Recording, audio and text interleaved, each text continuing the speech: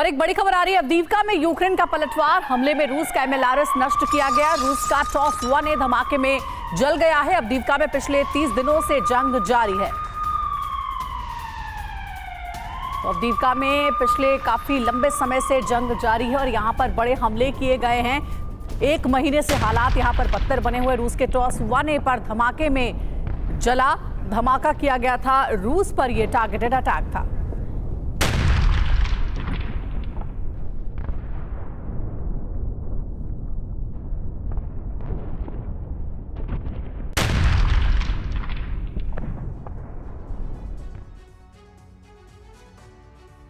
जैसे हालात हैं उससे लग रहा है कि अब पुतिन जल्द ही यूक्रेन फतेह कर लेंगे। ऐसे में सवाल उठ रहा है कि क्या तबाही का दौर यूक्रेन जीत के बाद रुक जाएगा या फिर पुतिन इससे आगे बढ़ेंगे। इस सवाल का जवाब 71 साल पहले के उस दौर में है जब रूसी शासक जोसेफ स्टालिन ने अपनी विध्वंसकारी जिद पूरा करने के लिए रूस को विनाश की आग में झोंक दिया था। तो क्या रूस के प्रेसिडेंट व्लादिमीर पुतिन उसी रास्ते पर चल रहे हैं? क्या स्टालिन का देखा ख्वाब पूरा करने के चक्कर में पुतिन रूस को तीसरे विश्व युद्ध में झोंक रहे हैं?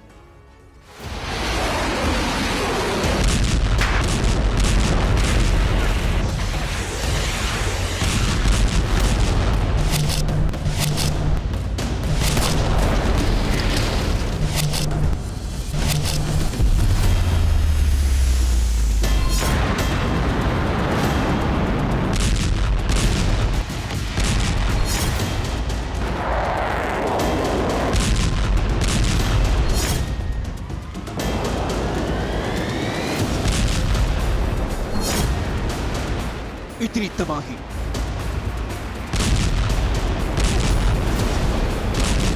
इतना ज़लज़ला, इतनी बर्बादी, इतना विनाश।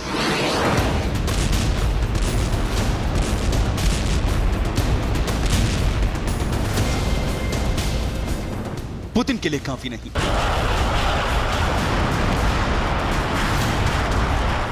अगर पश्चिमी देश सोच रहे हैं कि पुतिन का आक्रोश यूक्रेन के दमन के बाद खत्म हो जाएगा तो वो बड़ी गलतफहमी में है। पुतिन जिस रास्ते पर चल रहे हैं उसे स्टालिन रूट कहा जा रहा है और दुनिया जानती है कि स्टालिन जैसे शासक की डिक्शनरी में रहम और दया जैसे कोई शब्द नहीं थे। बस था तो जीत का जुनून, फिर चाहे कितनी भी तबाही क्यों न मचे।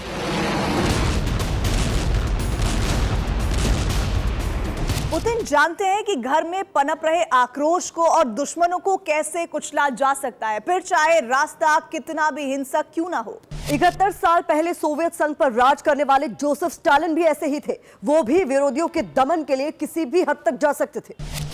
यही वजह है कि पुतिन ने स्टालिन के वक्त की एक एजेंसी को फिर से ताकत दी है जो वर्ल्ड वॉर 2 के वक्त स्टालिन के लिए जासूसी किया करती थी।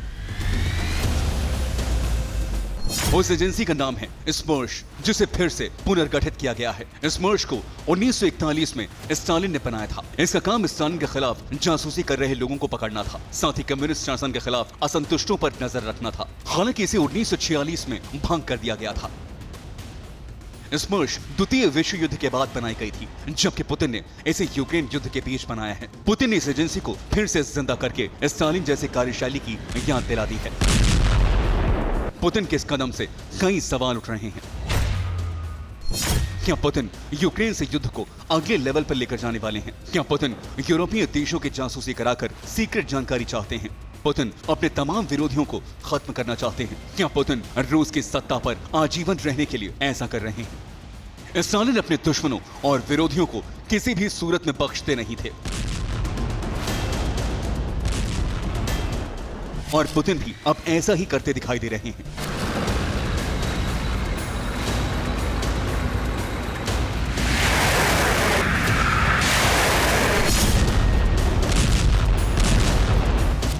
पुतिन खुद KGB एजेंट रह चुके हैं, इसलिए खुफिया जानकारी युद्ध में गेम चेंजर साबित हो सकती है। ये उन्हें बखूबी पता है।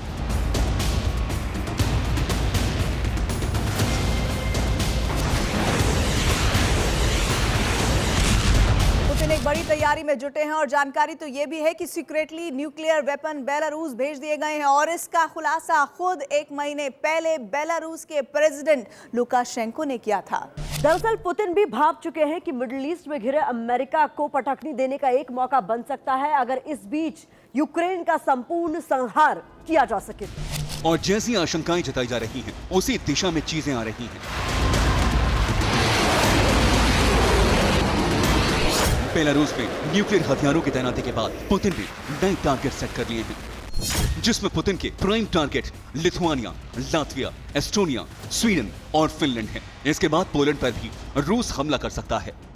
स्वीडन की तरफ से ऐसी आशंका भी जताई गई है। सालेन में नेशनल कॉन्फ्रेंस में स्वीडिश अधिकारियों ने कैबिनेट मिनिस्टर फोरम के सामने ये बात उठाई कि मॉस्को के टारगेट पर स्वीडन आ चुका है।